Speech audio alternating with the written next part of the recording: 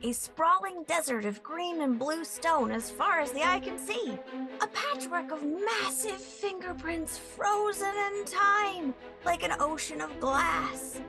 It is a perilous journey to pass through its cold and unyielding valleys and crags. Yet, in the very center of this expanse lies the jewel of the wastes itself, a floating archipelago hanging far above a treacherous maw, a refugee haven and a slice of paradise for those who survive the trek. You, lucky, privileged, haunted you, are among them. You are invited to experience a moment in the life of one Gnat Hatchery and discover what happened in the Malachite Wastes.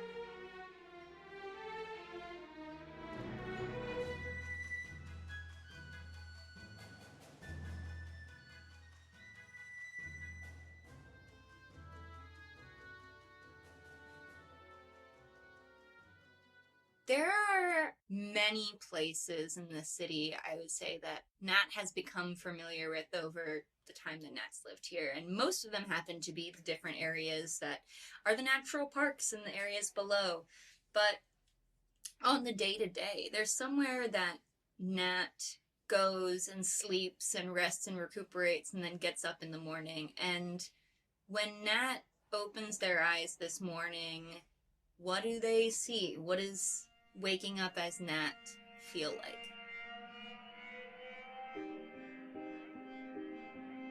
Well, I feel like waking up as Nat feels like a little bit of a surprise and a comfort every day.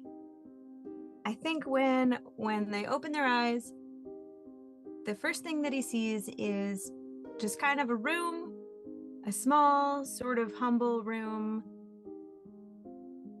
It's got some cool things in it. It's maybe got some imported cacti.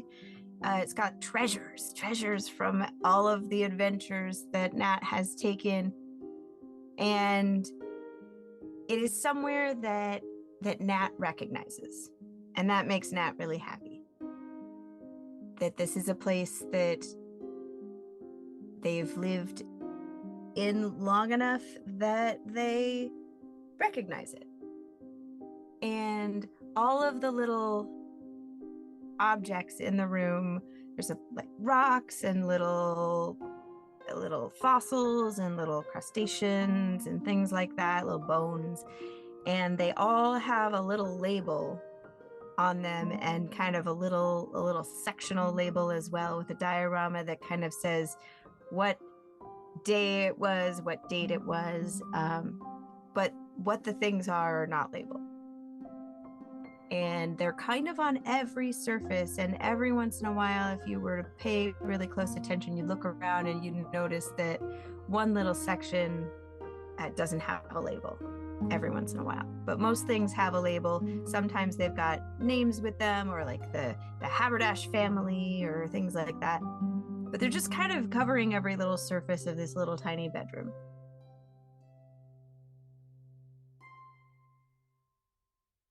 Nat, you hear a little kind of like tap, tap, tap, tap, kind of almost coming from the ceiling. I imagine this place might have like, Nat's not very big. Like it might not have incredibly high ceilings on it.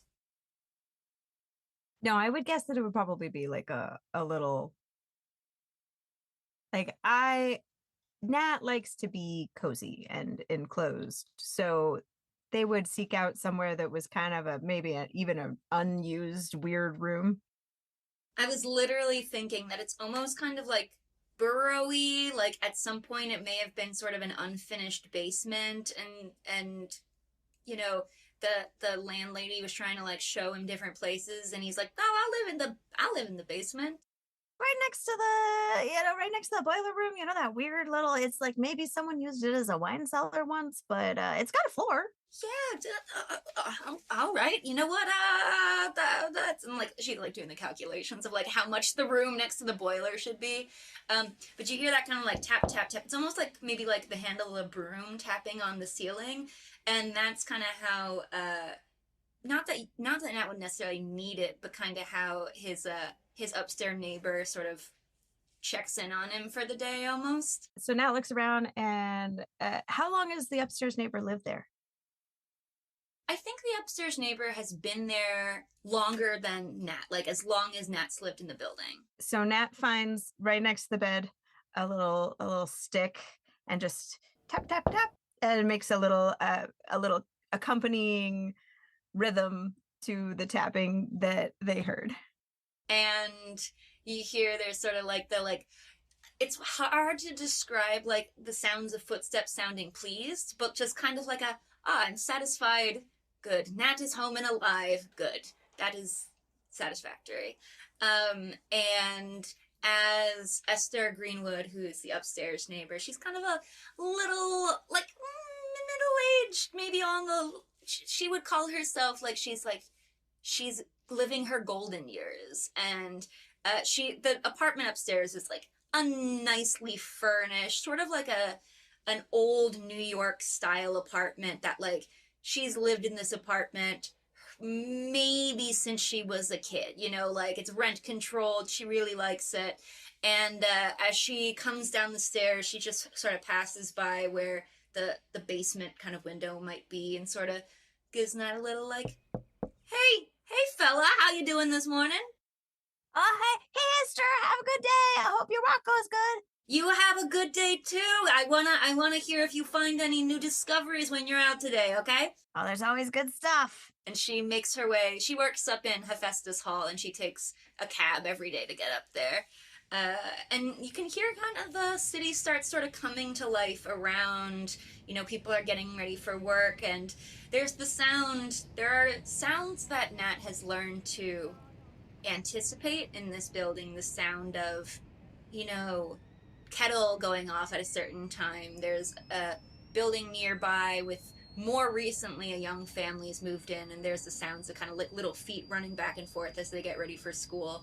There's a sort of rhythm to it that is sort of like the day is ready to begin. Are you ready for the day to begin? And Nat is always ready for the day to begin. Nat loves life. Nat loves that stuff is happening. So Nat gets pretty excited when he gets to get up, and they make themselves a little cup of coffee in their little sort of camp coffee. It's a bit rustic, and this is the same little coffee pot that they take out and use on an open fire if they can find anything to burn when they go out, or if they remember to bring anything to burn, depending on the day. Oh yeah. And takes a little coffee and sits next to their little like barely can reach to see it window, and drinks their coffee, and then gets up and heads out to head to their job at the botanical garden, or the non-botanical, the anti-botanical. The anti-botanical garden is truly a best way to describe it. It's not difficult to get from kind of where Nat lives, right at the edge of the lower city, up into the lower city. Actually tends to have a little bit better rent because it's less likely to get sunlight, and so if you don't care that much about getting sunlight, then it works out great for you. And there's what is truly just like a very long set of stairs to get from point A to point B.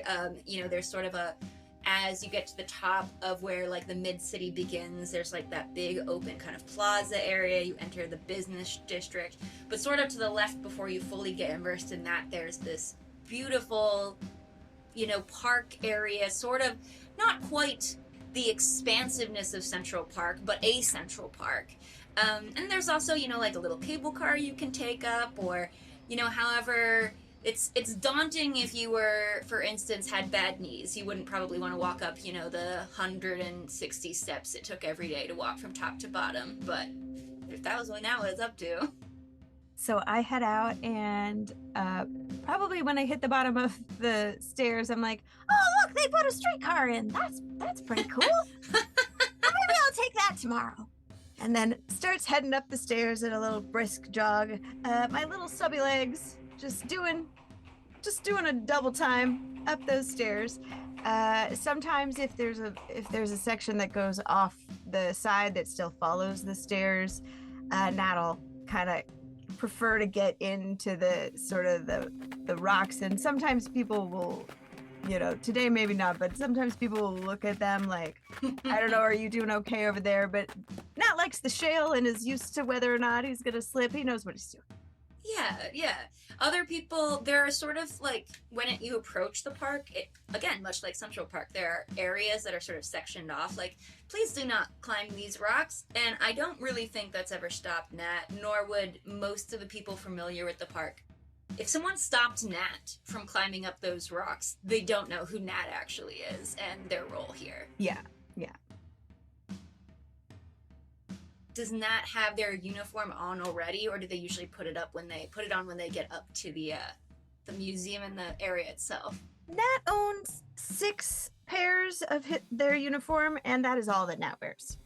Nat wears their uniform every day. Yeah, absolutely. They've learned that Nat needs extra name badges, so they just leave the badge attached to the shirt at all times, and they just, it's like one of those Men in Black things. You open the closet, there's just 16 of the same thing, but only 5, because Nat doesn't really need 16 different outfits.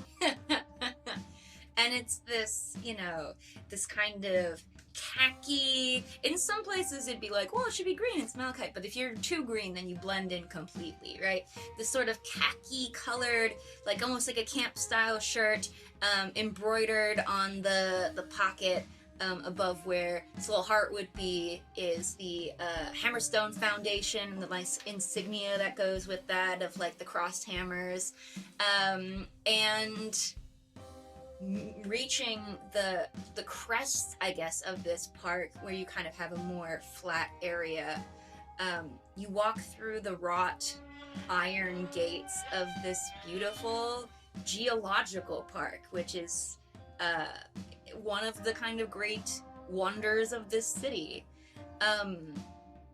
Tell me a little bit about what one might encounter in the geological park. Well, I feel like Nat should probably tell you a little bit about the park Please. himself, because this is his whole job. You get in there, and already there are a little group of kids lined up, and you see a teacher kind of wave to you and say, "Oh, Nat, it's such perfect timing. The second grade class just got here, and well, they were hoping you could, give them a little tour of your favorite place in the city." Oh, that's great. Hi. Just 1 second. Do you kids want to say hi to Sam? Yeah. And there's a couple kids who've like done this before, like the year before. And it's like, Sam, yeah, let's say hi to Sam. All right, we gotta check to make sure that they're still kicking, right? So Nat goes to right next to the gate, and as the wrought iron comes down and it probably embeds into these like large pieces of malachite that have been brought there to be the bottom paving stones.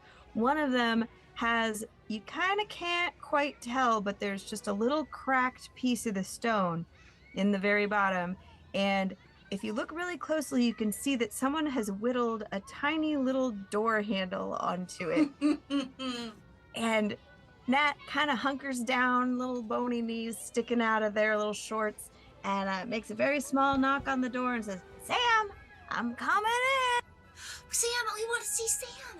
Is Sam a mouse? What do you think? And they open the door, and you can see that Nat's just kind of pausing, listening to the kids try to guess what it is, and just really milking the moment. And just very slowly creeps open the door, and inside, there's just more rock. Some of the kids kind of look puzzled. There's like a deep sigh of disappointment from one of the kids. Nat looks inside and looks at the kids and says, "Well, I guess Sam's not home," and kind of leans his voice into the little hole. One of them's like, one of them's like, I bet Sam is home. I think Sam's probably home. And the little rocks sort of start to shift and they kind of rumble. And then out from underneath the bottom is this little tiny carved head and these little tiny pinchers. And you can kind of see on Sam's forehead that there's a little tiny, looks like some kind of a marking. And it looks like Sam might be the tiniest golem crab buddy that you've ever seen. And he lives right under that rock. He kind of rumbles out. He looks up at the kids, makes some pinches,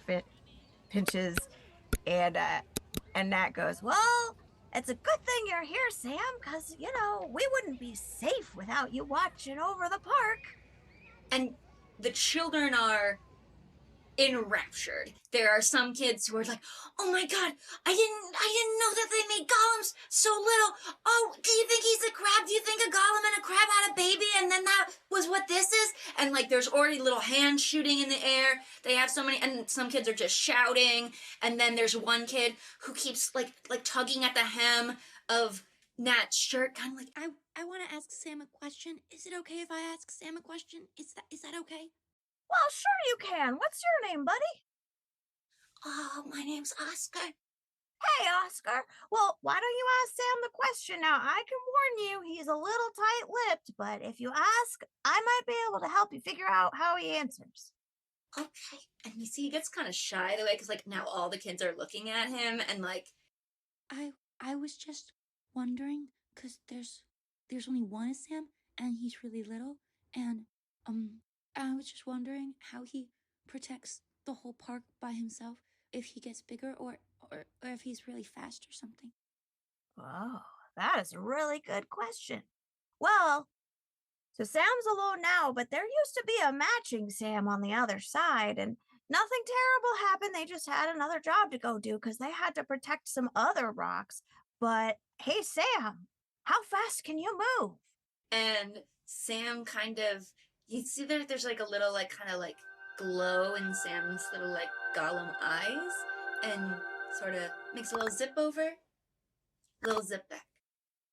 Well, that's pretty fast, but what else can you do? How come you're the guardian at the gate here? And you can see that Sam kind of goes back into the hole and like starts to rumble, and there are all along the kind of like fences of this gate, there are like little posts that start to rumble in time, and the kid's like, oh no, I didn't mean to cause an earthquake, or I don't know anything. Well, what's happening here is that Sam is an alert system, but don't worry too much because every different kind of rumble means something else. This one just, what does this one mean? Sam, is this your, I know there's one for when somebody really bad comes. I don't think it's that one. Don't worry. I think there's little one golem shakes its head no.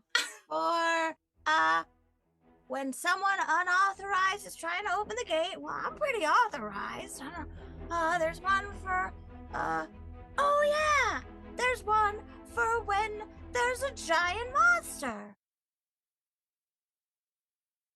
Oh, it's not that one either. Okay, sorry. Let me think of what else you might be able to have an alarm for. Oh, is it a testing of the system, Sam? And the little golem kind of nods its head, and the teacher's like, yeah, don't worry, Oscar. The golem knows you're not a giant monster. You might look like a giant monster to Sam, but we all know that you're not a giant monster. And Oscar's like, no, I would not. I don't want to do anything bad I don't want to get in trouble in the park. No, it's okay. Little dude, you can't get in trouble in the park for that because, well, you see, Sam has to test the system every couple of days anyway, so you really just provided a really good excuse. He kind of puffs. He's like, that's cool. Thank you, Sam. Thank you for showing me, Sam. Yeah, so Sam is made of a combination of igneous rock and metamorphic rocks, which is two different kinds of rocks. Did you know there were more than one kind of rock? And there's a bunch of kids that go, no. And there's one kid's like, yeah, there's actually like 3 or 4 different types of rock. There's at least 3 or 4 kinds of rock, yeah. And so The metamorphosis rocks, those are the ones that are layered, like malachite. And that's why Sam looks like the place that he lives. But also, igneous rocks are really strong. So that's why Sam's so strong. And the teacher's like, I'm sure you guys have so many questions. Let's let, because like they're all like popping up like, what? But what about jewels? Like they all like all these little questions. And she says, okay, we're going to save our questions till the end of the tour. That way, Mr. Hatchery here, or Ms. Do you have I'm sorry, Nat, do you have a way that you like to be addressed? Oh, any of them's fine. You can call me Miss, you can call me Mister, you can call me Captain. Captain! And then all the kids are like, Captain! Yeah, Captain! I'm not a real captain. But we can still call you Captain. All right, that sounds good. Okay, yeah! And they're we'll save our questions for Captain Hatchery till the end of the tour. And they're all like, okay. And it looks like they've printed out, the teacher maybe printed out like a little, like a scavenger hunt worksheet almost of like, and they're like getting all excited about it. And one of them's like, Captain Hatchery, Captain Nat, there's supposed to be, there's one that looks like a lion somewhere. There's a rock that looks like a lion. Do you think, because that's on a scavenger hunt? Oh yeah, we'll get there. Don't worry about it. So, as you can see, in the park, there is almost every kind of rock that is represented here in the archipelago, especially the super rare maw rocks. Now, normally, we don't want to take things out of the maw because that's part of our industry, and it's also kind of how our whole island sticks together, so you gotta be careful about that. But we've made some really great advances in how we can take stuff out while making sure that everything that lives in those rocks from the maw, because there's all sorts of stuff. It's a very alive place. It's not just barren like you think about it. The wastelands, they don't got much waste, if we're honest. You see a little, like, hand pop up? Yeah. My dad said that the wastelands are really dangerous, but did you say that you go in the wastes? Well, the wastelands can be very dangerous if you don't know what you're doing. So you gotta go out knowing what you're doing. And since my whole job is to talk about rocks, well, and bugs and stuff that lives in rocks, and like those weird birds that are kind of not really alive, and well, I go out there for my research. And sometimes I can take people, but only adults. You gotta be above a certain, well, not a certain height, because, I'm not above a certain height, but you gotta be above a certain age to go on that ride. But it's okay, because here at the Orion Hammerstone Memorial Geological Park, we do have a representation of most of the cool stuff that you will see out in the wastes, and most of not the dangerous stuff that'll eat you. But yeah, Nat is completely right. This park is set up to be a showcase for all of the natural wonder that a place that is created entirely from rock hold. So there's different places within the park that showcase different type of mini versions of the rock formations you might see out in the wastes. You see rocks from the maw, different things that people will mine when they're down in the kind of deep magical core of underneath this archipelago. You see there's like kind of almost like a small cave formation that allows some of the fungi and other things that would grow in the deep dark to kind of have like a little microcosm there. So there's all of these wonderful little almost like microbiomes that are specifically designed around the way that the geology of the malachite work. And actually in the center of the park, kind of right where the more museum area is, like they've got their visitor center and the gift shop and then stuff about the history of how the park was created. There's sort of a dais that has under a glass dome a floating replica of the malachite waste, the archipelago itself, that just kind of hovers in this dome that uses some kind of magic to keep it suspended. As the kids kind of like are, children and they just want to see so much and they want to interact, they want to touch stuff. I'm sure there are like certain places that Nat is like, where's the place that is Nat's favorite place to take the kids besides seeing Sam when he's leading a tour group like this? His favorite place for kids in particular is inside. So if you go kind of past the gift shop and right before you get to the point where you're going to be done with whatever you're doing there and you get to go to the gift shop, there is a set of caves that is a replica of the maw, of part of the maw where people are working and where creatures are living and where most of us can't survive. And it's pretty small, and it's probably 3, maybe 4 if you count a little narrow tunnel that only the kids and Nat can fit into. And his favorite part is when you walk in for the first time. It's very hot in there, it's very sweltering, it's dry, and it feels like a sauna, and it gets really dark at first, and you have to follow these little stones that they've laid on the path kind of that go along the side, and they're just covered in a glowing lichen. And then you go in and you kind of duck under, and then you come around a corner, and the largest of the caves opens up, and it's probably a person and a half tall. And Nat likes to tell you that if you were in a real one of these caves that wasn't one of the mini one that they found, and brought here because it was small enough, that this would be stories tall. And the entire edges of the cave are carved in these patterns, sort of like when you get wood that's had spruce bark beetles. And in the grooves, there's this kind of pale yellow glow that gets brighter as you go, because each trail is left by a plasma slug. And so if you look up, you can see them all moving and making these trails, basically melting the stone around them as they travel through, eating the minerals. And their trails get dimmer as they get further away from the slug. And just hearing the sound of all the tiny voices gasp at the same time as you come around the corner is just Nat's very favorite thing. And that's exactly, walk around, there's, wow. Like, kids who are seeing the night sky for the first time, there's a sense of awe in this. And there might even be some of the kids who are in attendance whose parents might work in the maw, who they might have dragonborn or like plasmoid family members who are able to withstand that kind of heat. But it's a dangerous place working down kind of in the mines, and it's not something that any of these kids would have had an opportunity to see before.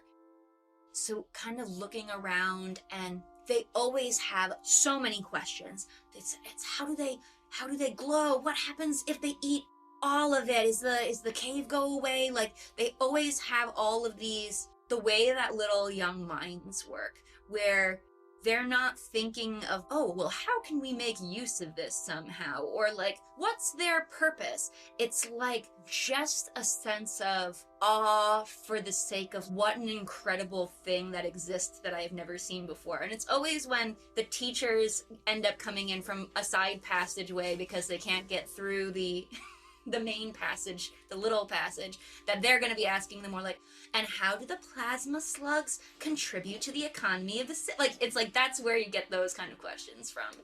Before they get there, Nat is like, all right, here's where we're going to have some secret knowledge. It's just us little guys now, right? So, if you look around, this tube, this was made from a lava tube. So that means that lava, before we were up here in the air, lava came through this part. And it's what's called, hang on, I got this one. It's what's called a volcanic pipe. And that means a really big plasmoid or a piece of lava came through and made this hole.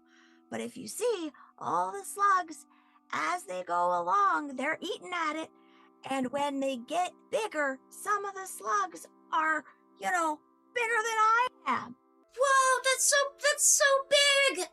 Now, those are just the ones that live down in the maw, because these little guys, they're just juveniles. But when they get bigger than your hand, they get transported back down into the maw so they can live in their natural habitat. Because they're going to need a bigger cave than this, right? Yeah, you can see some of the little kids are like putting their hands up to the slugs to see, like, this one's older because it's the size of my thumb, I think.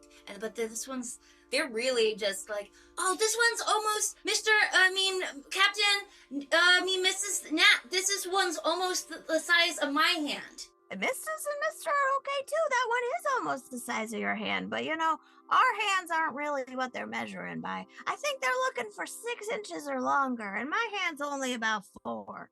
But, the cool thing is that nobody has to live in a place that they don't want to be. These guys get to live in this place when they're little, and they only put off a little bit of heat so we can be here with them. And then when they get too big and too hot for us, and it would be dangerous for people to get to be near them, well, they go down to the mall, and some of your ma's and pa's get to see them. You see one of the kids go, my dad says that he saw a plasma slug as big as a cow one time, and that one day that if I want to also be in the mine, then maybe I'll see one as big as a cow, but it can eat you if you're not careful, but it won't eat you on purpose. They say that it just eats you because you're in the way of the rock, because it actually wants to eat the rock. Is that true? Yeah, so they eat minerals. So, some people are made of minerals, so they gotta be more careful. But if you're not made of minerals, then you'll do just fine. Good. I think I might be one. I think I want to see one day. Technically, we all got minerals in us, but you know what I mean. What kind of minerals are inside of me?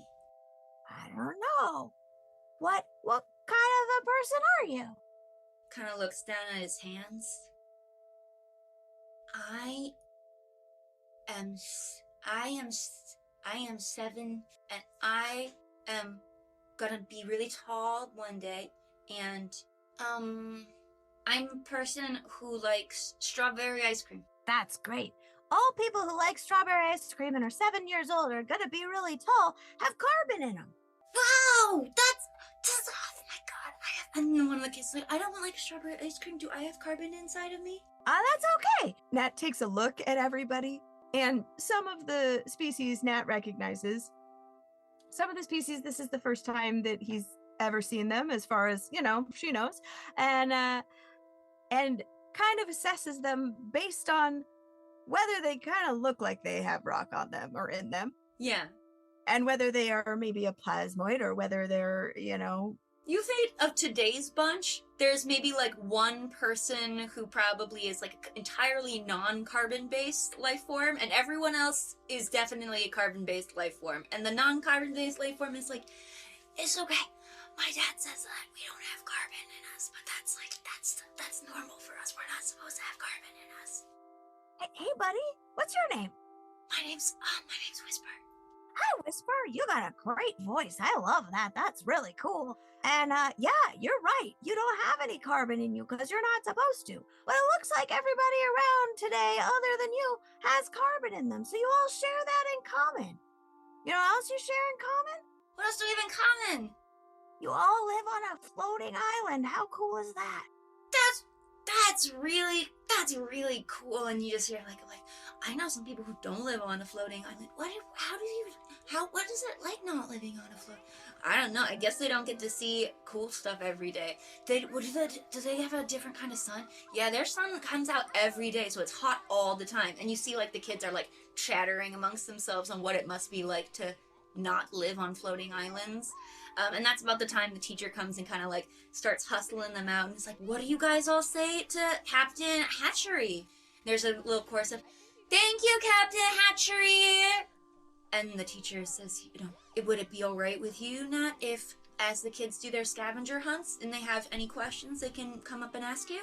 Oh, yeah, sure thing. Oh, I'm so sorry. I didn't introduce myself to you. I'm Gnat Hatchery. And the teacher's definitely been on tours with Nat before and shakes their hand and is like, it's so nice to meet you, Nat. And one of the kids tugs on the shoulder, like, but Nat said that their name was Nat already. And she's like, yeah, but no, we just got to know Nat. And there's this kind of like confusion this kid doesn't like totally understand. And it's just like, thank you, Nat, that was a really good tour, and if I have any questions, I'll go and find you. Nat kind of picks up on it, and instead of getting sad, maybe there's like a brief flash of a little bit of sadness. Nat kind of picks up on it, and he's like, well, it was very nice to meet you, miss, to the teacher. And then he leans down to the little kid and he goes, sometimes I get the feeling that I've met people before, but it's always good to meet you again. And the kid kind of has like like a shy smile at that, just sort of kind of getting singled out in a nice way. This is my favorite. This is my favorite field trip. This is my favorite field trip too. And the kids all kind of scamper out through some of them are going back through the tunnel, and some of them are like, no, I want to go this way because we haven't seen what's down there yet. And you can just hear their voices sort of echo off in every direction as they run. And the kid, Oscar, the little kid who at the beginning was the one who asked Sam, you can see that they're crouched down on the floor, and it looks like they're like writing something down. Nat hunkers down next to them, but not so close to them that she could read anything that Oscar's writing, and kind of goes, "Hey, buddy, you got something special you're recording here?" And the kid kind of jumps. Oh, what? And kind of looks in the teacher's step down. What? I don't want. Do you think it's gonna? Can I tell you something? But you gotta promise that you don't gotta think it. You're not gonna think it's stupid. Okay, I don't really think most things are stupid, so I think you're pretty safe. My mom said that when she was little, she would come and she would leave notes for Sam, and that you could leave a note for Sam, and then sometimes he would leave a note back for you. But I was just thinking that, but maybe it's stupid because we didn't talk about it, but I was thinking maybe I would write a note for Sam, and then maybe that he would maybe one day write back to me. I think that's a great idea. Why don't you write your note for Sam, and I'm gonna just be here with you for a little bit, kind of alone, but not really alone. I'm gonna check out on these slugs, make sure they're all doing healthy, and when you get done, you can either just give it to me, or you could give it to Sam on your way out, or you can give it to Sally in the gift shop. Okay. If I give it to you, do you promise that you'll give it to Sam? Because I don't want everybody to see me because they might think it's a baby thing to do. But I think that I want to still give it to Sam. I think that's just fine. And maybe not this time, but it's okay in the future if you give somebody a note like Sam, who people think maybe can't write back and they think maybe it's just imaginary. Because, we live in a world with a lot of magic and you never know what it's gonna do. And you can see, he's a little kid and he takes that and his brow kind of furrows. And, you can see them, he's, piecing together, yeah, there is a lot of magic. And, keeps hunched back over, keep writing his little secret letter. Nat goes and kind of good. Supposedly is checking on all the slugs, and they're checking on the slugs. They're making sure nobody's too big, nobody's got to move on. It's not really their job, but they do it anyway. But they're also just kind of running their hand along the wall in a quiet moment by themselves, and tracing some of the paths and looking at where they went. And if somebody were paying close attention, they might notice that they'll trace the paths, and then when the glow stops, they kind of slow down, and then they kind of keep moving along. And just at some point, they just say to themselves, "Yeah, it's all right. You still got a path, even if the light's not still on it." Oscar wraps up his little note and sort of darts out of the little cave system there, and the kids are all running around the park. It's not as crowded as it would be on a weekend when people come, again, it's like a museum. It's a nice place to go on a date or to take the family. But there are couples that are walking around. Looks like maybe if people have a day off or early morning, Nat may or may not recognize some regulars who have places they like to sit around the park, or there's a definitely a kind of rockier outcropping area that is notorious for, teens coming and making out and getting up to nonsense. And the young woman at the gift shop, I think Sally, pops her head out as she sees Nat, just kind of waves. Hey, how's the tour going? Oh, hey, Sally, it's pretty good. It's a lot of kids today. It's a. And Nat looks inside of his pocket, and just under the little flap that folds over that has the embroidery on it, underneath of it in Sharpie or something like Sharpie in this world, it says Thursday. Oh, it's a Thursday, so there's a lot of kids groups. And she said, yeah, they've been, in and out. It's getting to the end of the year, so it's a nice break for the teachers, I'm sure, even though they have to babysit them at the same time. Nice. Everybody likes to go to the geological park. I know I did when I was a kid. Sure do. Hope you're selling lots of little rocks. Lots of little rocks. No idea what they sell in the gift shop. And Sally kind of smiles and is like, you really love, now I feel like I see you every single day here. You must really love the geological park. Yeah, well, it's my job, so I come down and do what I can to help. I gotta make sure the kids aren't writing stuff in the monazonite, and just making sure nobody's trying to smash any of the crystals to see if they're gonna light on fire. The usual stuff. You really, you just have such a... Did you come here a lot when you were a kid? No, I came from somewhere else. It wasn't nearly as good as here. There weren't nearly as many rocks. Just as many bugs, though, so that was good. And she kind of nods, and she's like, okay, I'm not gonna keep asking if that's not... Okay, that's fine. Yeah, good. I'm glad. Well, it's so great you ended up here to find the thing that you're passionate about, huh?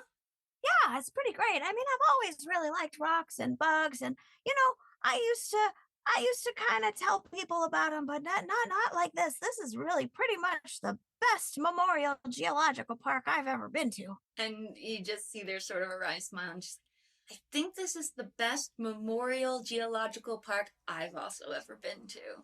Oh, well, we've got that in common then. You've done such a beautiful job kind of describing a little bit about the kind of features and the different stuff.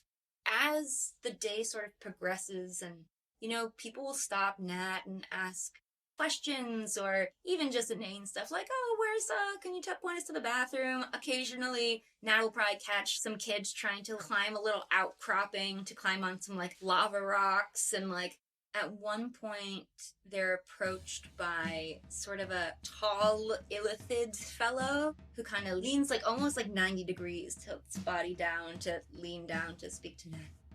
Hello. Such a strange coincidence. I heard you being referred to as the captain earlier. Oh, hi. I'm Gnat Hatchery. I'm not a real captain. And one of it's tentacles kind of comes down and shakes your little hand. That's such a funny coincidence if that's a nickname. My nickname is also the captain. You see, that's just something we have in common, huh? It is something we have in common. That is so great. What's your name, friend captain? My name is Reginald, but you can call me the captain. All right, captain. And he sort of kind of looks as I'm not sure to what end or what we're allowed to speak of it here, but I have heard rumblings from some of my colleagues who I respect very much that you are the foremost expert in tours of the wastes that you can find in the Malachite Archipelago. Oh, wow, tours. That's a bit highfalutin. It's not really that official, but, I do go out there pretty regularly. Most afternoon, evenings, I'm out there, and any day that doesn't have a name on it. And, if you come by the Port and Plug sometime, that's just up the road there, If I'm there, we can go out. Sure. I'd take you with me if I'm going out myself. I don't know if you know how extraordinary it is to go out in the wastes at all. I know people who've lived here their whole lives who've never set foot in the place.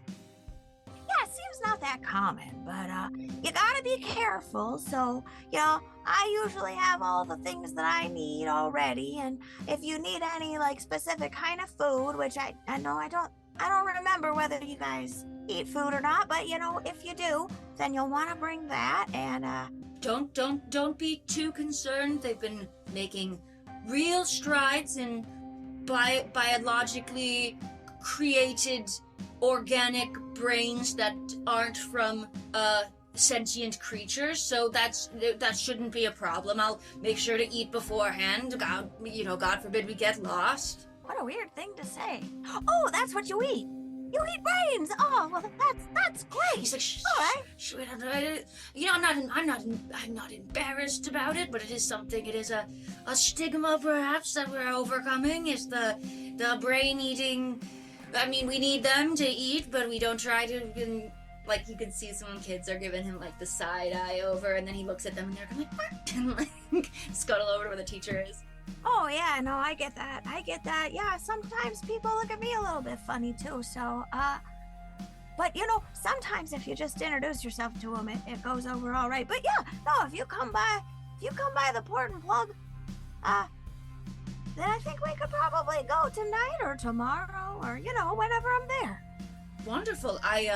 I'll let you know very shortly. There's a fellow at my place of work who's just decided to quit cigarettes, and I thought another sort of death-defying adventure might take the place of the need for cigarettes. There's a little bit of a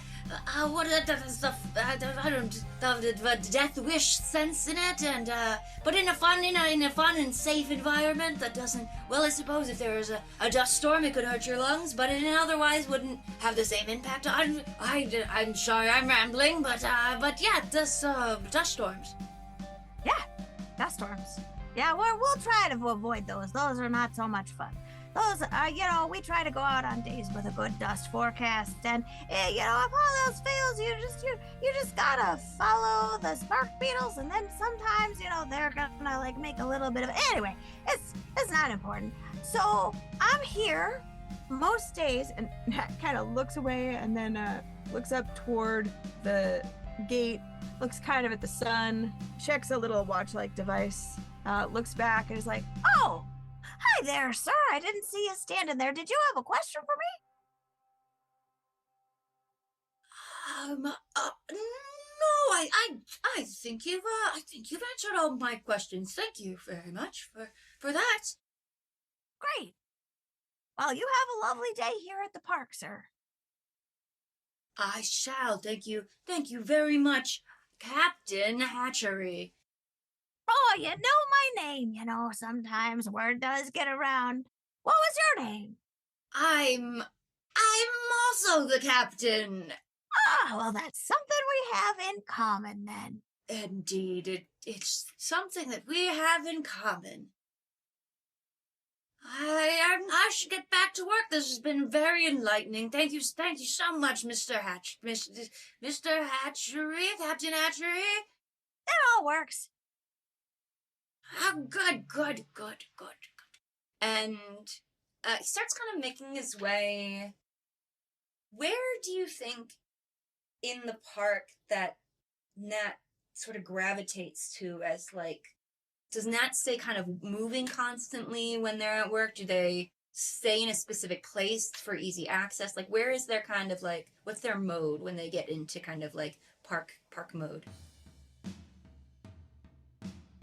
I kind of feel like there's probably a pretty big plaza-y area ringed by all the different kinds of examples of structures that rocks can make, and kind of the basics as you walk in, and then there's the gift shop, and then more maze-like trails you can kind of take to look at things. And I feel like Nat would probably hang out mostly in that plaza, but toward the edges somewhere. And then occasionally you could also find them there's a space where there's an overhanging, like almost like a shade structure, like a tree of a mostly transparent quartz-like rock.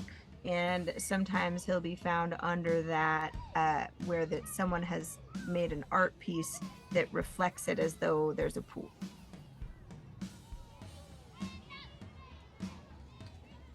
You're over there at the court, and there's kids standing around that looking down. Wow. Can I touch it? Is it water? And they're all like, they have all these kind of...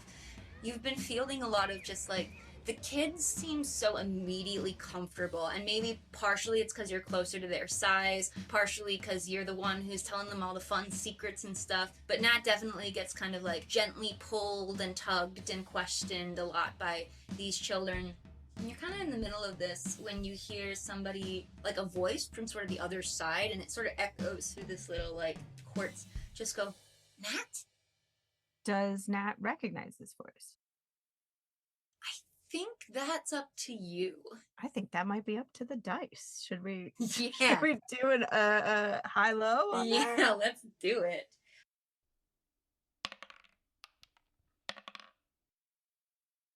So Nat perks up a little in a way that the kids maybe haven't seen, and kind of tilts their head and feels like they recognize this voice just a little bit.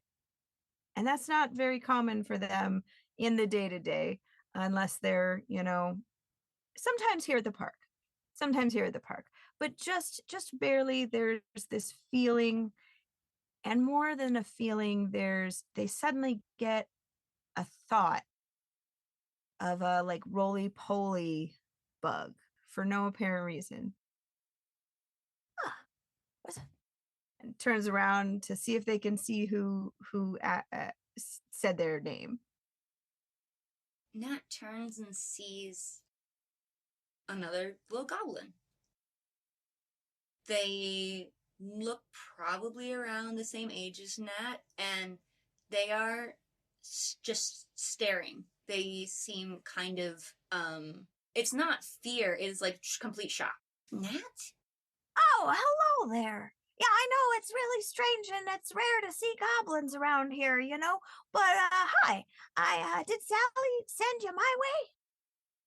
And you see that they get kind of a little closer. They're like, Nat, don't you remember me? Well, I kind of felt like I'd heard your voice before, but what's your name, friend? It's Jester. Oh, hi, Jester. My name's Gnat Hatchery, which I guess you knew already. Yeah. Yeah. Oh, nice to meet you, Nat. That's an unusual name. There's just this little moment of hesitation and confusion while Nat's listening to Jaster say, nice to, and then when Jaster says, nice to meet you, kind of almost maybe a relief, but also just a, yeah, it is an unusual name. My family's not from around here. I'm the first generation to live out here in the archipelago. Yeah, that makes a lot of sense.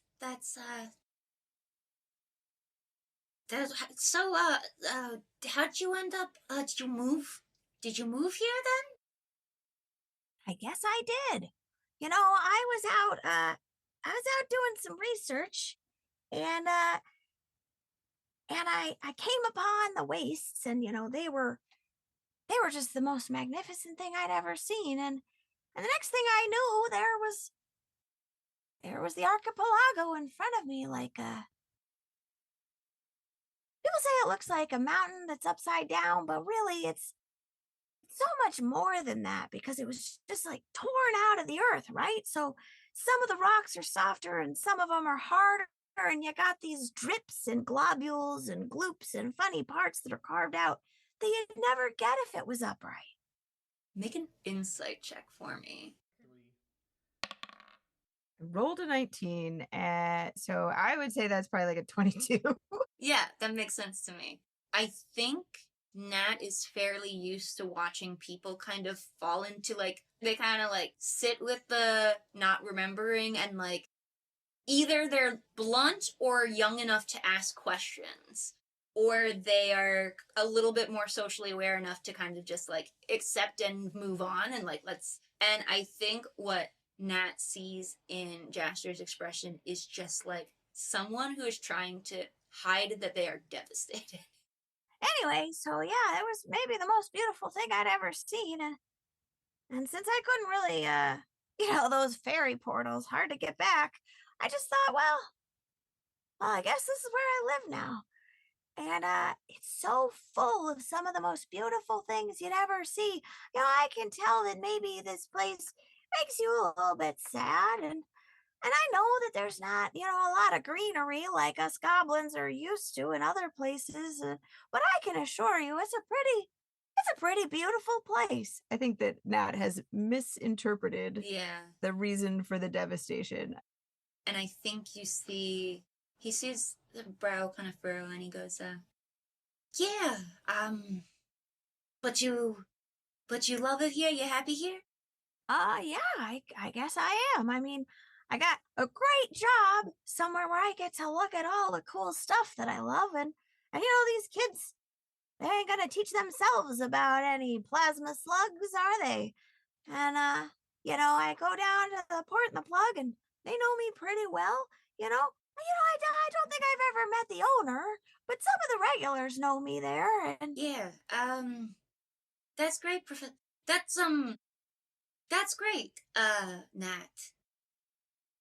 That's wonderful. I think I, have to go. But, yeah, just really glad you're happy here, and, I wish you the best in everything that you do.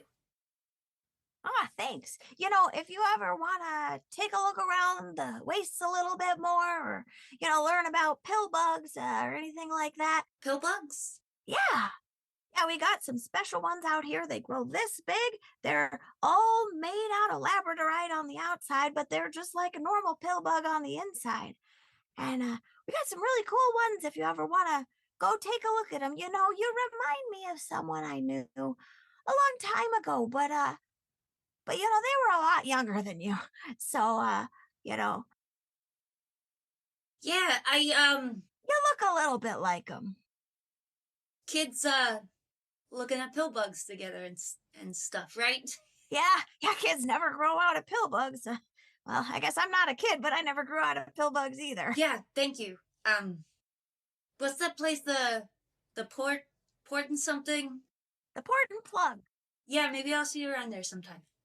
Oh, that'd be great. Really nice to meet you, Jaster. Yeah. Nice to meet you too, Nat. Then you see him just turn and walk away. In the hours that follow this, as Nat finishes up and is doing his shift and is on, how does Nat feel, or does it not really register as anything that unusual at all? I think that the interaction doesn't necessarily register and is going to be pretty immediately forgotten. But Nat starts to think about, people he knew before they moved here. Well, before they ended up here. They don't know why, but they start to think of a friend of theirs from a long time ago. And Nat doesn't tend to really dwell on those things because, that's not really a part of Nat's life right now. But she does carry with her some of the joys of those times, and so she starts to kind of think of before she was an adult and before she was doing the things that they're doing now. And for whatever reason, that just seems to be kind of in the back of his mind all day. And not necessarily Jaster is somebody that they knew, not necessarily Jaster specifically, but just that part of their life.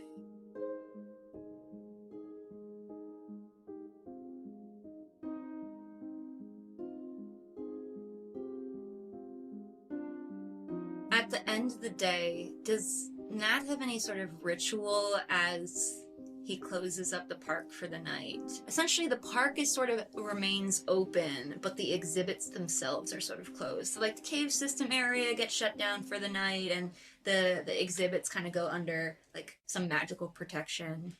Yeah, I think that Nat just, because they don't have any opening or closing duties at the park. They know better. they know better. But they do have a routine, and they go by all the exhibits, and they visit them all, and they say goodnight to the slugs, and they check to see if there's any new parts of the cave system that have gotten new slug drawings to just kind of know if they're there. They go by the little rock crab under the stacked, where they live under the stacked rocks that aren't stacked by people, but that are stacked, would have been stacked by nature, but were stacked by people because we're in a geological park. Reconstructed kind of like the dinosaurs are. They take them and they reconstruct them in the way that they were, where they were, and just kind of like, says goodnight and goes by the reflecting pool and just kind of runs a hand over it and taps it a couple of times, and maybe for a minute looks a little bit sad, and then takes the edge of their little hanky and kind of buffs out any spots that aren't reflecting the quartz right, and then trundles back by, waves to Sally as she locks up the back door of the gift shop. Always manages to somehow walk right past exactly as she's doing that, and gets to the front and checks all of their pockets to make sure there's nothing in there. No notes for Sam, no little things, nothing they forgot. Maybe if they got any little gifts from the kids that actually belong back out in the park, they find everything in their pockets, get it where it's supposed to go, and then there's the little door to Sam's big rock. Just kind of taps on the top of the rock in the same pattern that Esther uses in the morning on the top of Nat's bedroom, and heads out. Does Nat make a stop at the port and plug that night? Yeah, I think so. I think that makes a stop at the port and plug just as a treat. Yeah. Just for and just of course today. It's just a little treat. It's just for today. So when Not every day. But it is definitely every day. So when Nat arrives and their favorite treat is already sitting on the bar, what a delightful surprise. What a delightful surprise! Oh, look at this! I didn't know anybody here know how to make rat brain mousse. Oh, yeah. Good evening, Nat. Good to see you again. Oh, hi there. Are you the owner of this fine establishment? I am the owner of this fine establishment. What a wonder! I've been here so many times and I've been waiting to meet you. What an incredible coincidence it is. It's so lovely, and you've been coming here so long, Nat, that all the staff told me you'd be coming in for your favorite today. Well, they know that I can't resist. I don't come in every day, but I do come in a lot of days, I will admit. Well, thank you so much for this. What was your name there? Maeve. Nice, and she's a kind of Goliath woman. She offers a much larger hand. Nat's little tiny hand just shakes it very vigorously. Oh, yeah, I've been told that you like the stool at the end of the bar, in case you have anybody who comes up's got any questions about the waste for you, so I made sure it was nice and empty for you tonight. Oh, that's such a great idea. Thank you so much, Maeve. Oh, you're so very welcome. And, before Nat even has a chance to ask, whatever their usual, drink order would be, Maeve's, slid it across the bar over to where they've been sitting. This is every day. For whatever reason, the short term never makes it to long term with Maeve, and Maeve truly could not care less. Maeve's you're a paying customer, and you're not a dick to my staff, so welcome back. So Nat hunkers down at the, kind of crawls up on the stool, still wearing their work shorts and their little, probably little ankle socks and their little hiking boots, but kind of unbuttons their work shirt, and they've got a little tank top on underneath, and if it's warm out, they'll take their shirt and they'll very carefully put it under their butt on the stool, but they'll slip the arm of it through a belt loop just in case, and they hunker down with their rat brain mousse and their warm cider, and they're just happy to be there. Maeve sort of lets Nat settle in for a while for the evening, and then comes up and is kind of tapping, just, oh, this is Well, so of course my staff's told me that you work at the Geological Park, one of my favorite places in the city, but I never heard you were a professor. Yeah, yeah, I guess I was. That was somewhere else, though. That was a different. That's all of us. That was a different Nat. Oh, I think. Yeah, I don't think I could do any professoring now if you asked me to. yeah. Sometimes we gotta call in and sometimes we gotta call in for something else completely. It's always been about the rocks, though. Have always liked the rocks. That's always been my thing. Between you and me, before I started this, I used to be into some very intense martial arts before I decided to open myself up this beauty right here. Oh, wow, that's a very different path. But, you look like you'd be good at that.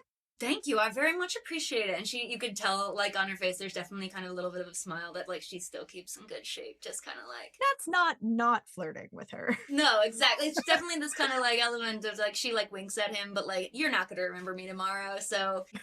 I don't think that's very appropriate. Just kind of like she's just like, listen, nothing's going to happen, but, it could happen in your heart. They could live in hope. We can live in hope, exactly. The one day you come in and remember my name, then we'll go on a date, Nat. And she sort of taps at the bar and she says, friend of yours came in here, said I was to give you something, but only if you wanted it.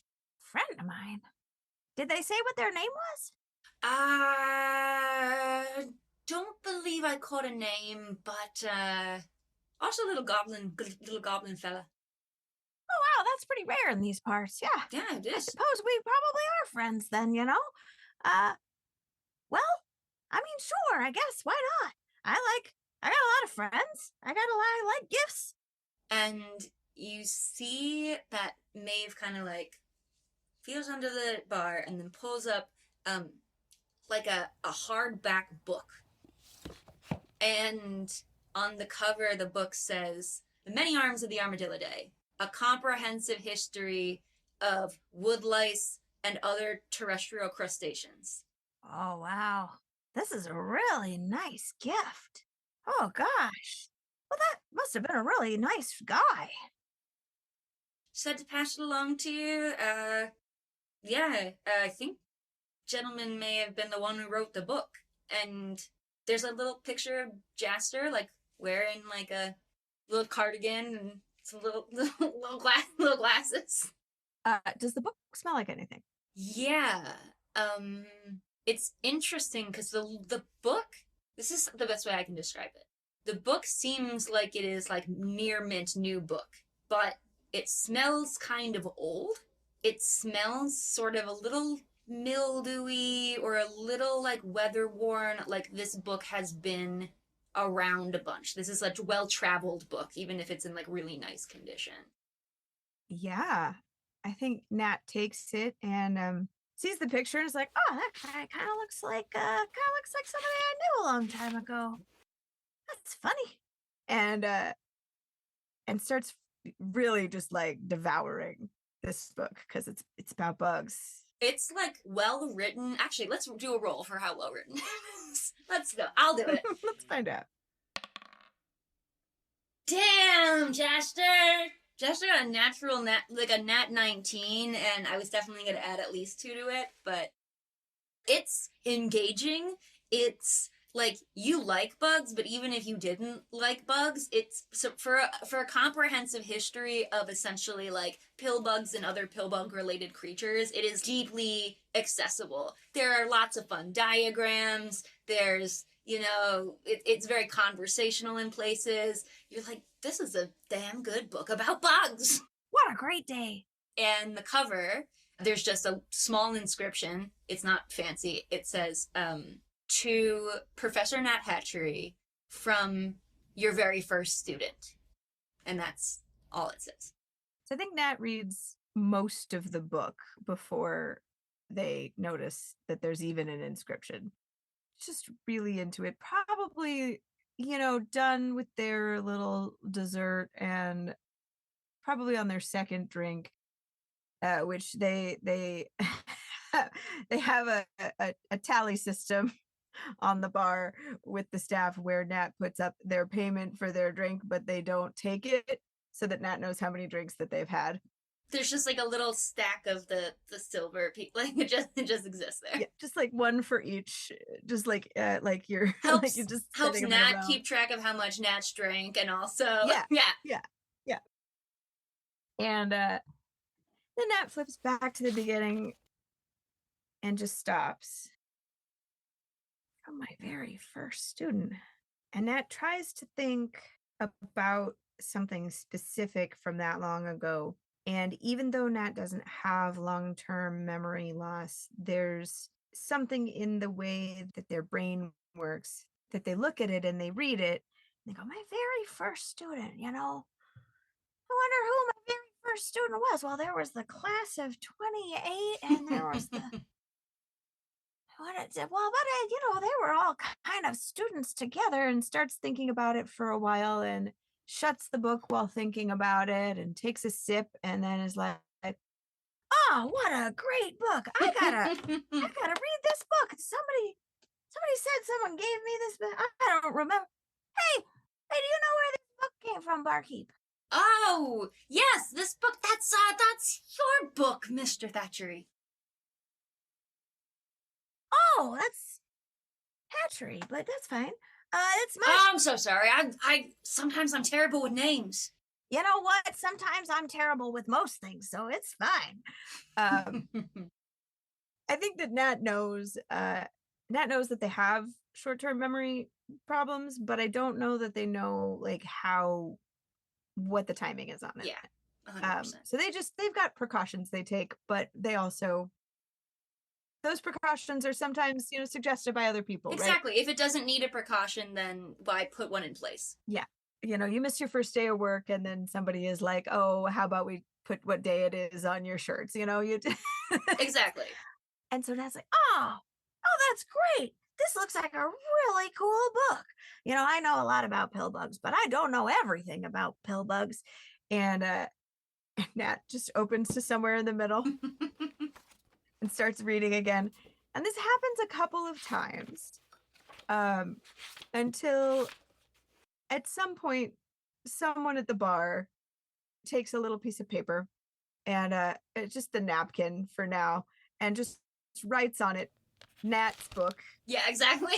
And folds it over the cover so that then as this happens 5 or 6 times over the next hour or two while Nat's having their little nightcap, they then start to be like, oh, what a great book. And, eventually they stop being distracted by other things and they're so engrossed in the book that they actually make it through pretty much all of the book.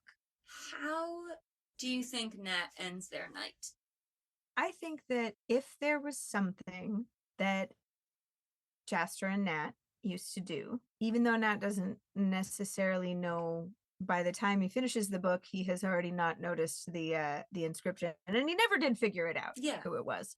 But he sees that picture. He's like, that really does remind me of my friend Jasper. Man, he would have looked something a little bit like that if he were around today.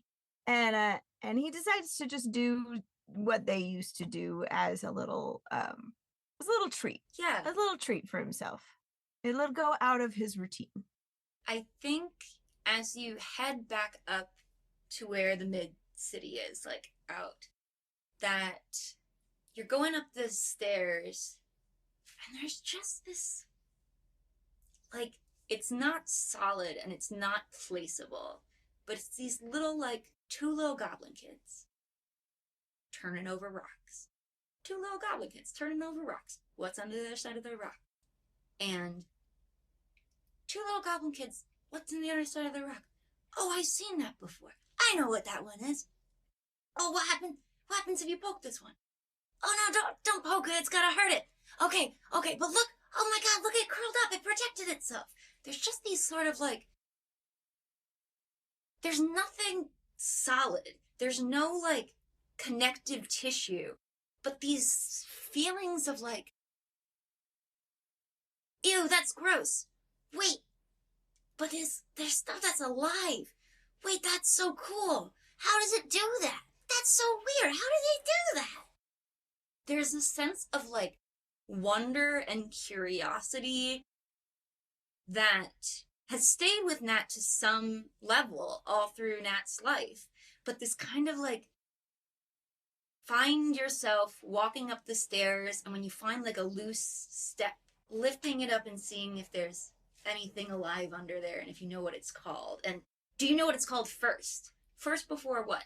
First as fast as possible? Why does it have to be as fast as possible? But it's just cool if you know it as fast as possible. So, especially on the stairs, since there's so many different layers of the city and so many different things that could be under there, Nat has maybe lost a little bit of track of time and has stayed out a little bit longer than Nat normally would stay out looking for cool stuff. And Nat just kind of gets the hankering that, well, maybe tomorrow I'll go out to the wastes. Whether Nat's going to remember this plan or not, Nat is feeling inspired to go discover, to go look for things. Nat heads back to his little subterranean apartment. The lights are starting to be lit in the different windows, or go out in other windows. You see that Esther's light's still on, as she's off wont to do is stay up watching her programs until she falls asleep on the couch. But the little kids' bed lights, those have been turned off. The neighbors right above. When you enter the little house and the door closes behind you, you kind of hear that, like, on the floor again. Just checking in. You're home kind of late. That's that knock. Yeah. And Nat goes, tock, tock, tock, tock. And I take out all the treasures from my bag for the day. The little bit of string that a little kid gave me. I don't know why I've got it. It's just a very brightly colored piece of string. It's very cool. It's very cool. And I set it, down, and I pull out a couple of cool little tiny fossils in various types of smooth rock that normally you wouldn't see a fossil in. You can't tell if it's a fossil, or if you were uneducated, you might think it's an etching, but Nat knows that that's actually the fresh leavings, the fresh sloughing off of the old skin of one of the stone creatures that lives in the area, and sets the book down and puts them in a little corner of one of the surfaces that's still free, and gets out his little notepad and gets out a journal looking thing and writes in it, well, today was a pretty good day. Looks like I got a piece of string. That string is very bright. It's kind of a red color. I got 3 very intact pieces off of the obsidian butterflies, but only the juveniles, it looks like. I got 1 very cool book that is mine. Great. It's mine, and it is about hellbugs and other crustaceans, land crustaceans, and then takes the very bottom of the same page. You can see that most of the pages in the book have something torn or cut off the bottom. Tears it off, writes in very neat block lettering, makes it into a little tent, writes in very neat block lettering, Thursday. Looks around, looks at the automatic calendar that he's got next to the door. He writes down the date from the automatic calendar, and then he looks at his watch. Oh, it's very late. Writes down the time of night that it is, and he sets it next to this little diorama of the 3 or 4 things out of his bag in his pockets. And then he has had his dessert. He is feeling a little hungry, because I think we skipped dinner tonight. Dinner normally would have been while we were looking for pill bugs. So looks in the cabinet labeled snacks and grabs a little snack and tucks themselves into bed, ready for the next day. What do you think as Nat slips off to sleep, their last thoughts of the day are? I think their last thoughts are a little bit dreamlike, and I think that they try to hold on to the pieces of the day that they still have. So I think that they think of the worm and the slug cave, and they think of all the paths that the slugs have, and they try to think of the new paths and they think to themselves, well, I don't know if that's what the new paths look like, but that would be a good spot for a new path. We can just imagine it. And then they think over the things that they got, and they think, I wonder where I could have gotten those, maybe, we do see a lot of those juvenile obsidian butterflies over by the stairs. I wonder if we found some of those underneath the stairs. Well, I'll have to go looking in an adventure there one of these days. And thinks back and looks at the book. He kind of looks at everything on his little shelf. He looks at the other pieces of rock from the waste and the little gifts that kids have given him. There's a couple of drawings of the slugs, a couple of drawings of Nat, a couple of drawings of Sam, obviously. And he thinks about how those are kind of a book too. And he thinks, yeah, I think maybe tomorrow we'll go on a big adventure. Maybe we'll go to the wastes. I think that sounds good. I got a hankering for finding some stuff I can teach people about.